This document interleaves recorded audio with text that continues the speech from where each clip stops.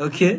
Naona kabisa uko poa nini, dread looks, yani uko sawa kabisa, umependeza. Yes, I'm fresh, I'm fine kabisa, niko poa kama kawa yani. Kama dawa. Kama dawa, unajua tena. Asa Mkongo. Is me brother. Yeah, kuna baadhi ya ngoma zako ambazo umeziachia kumeshapita miaka. Kuna ngoma kama vile hapa njo papa napendaka.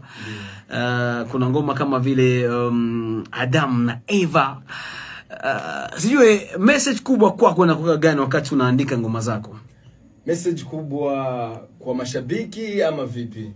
Ambao wakati unaandikia wa nani? Naandikia tu mashabiki. Unajua kama kuna kwa kazi nyingine ngoma za mtu anaandikaga haina ile message ya danger. Okay. Unaona ulisema tu kiboro mwivi kufundisha watu vibe kabisa, watu wa feel kabisa.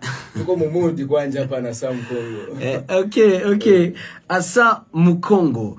Asijue mpango wako unakuwa ni gani kwenye muziki wako? Unakuwa unawaza nini kwa future ya kesho?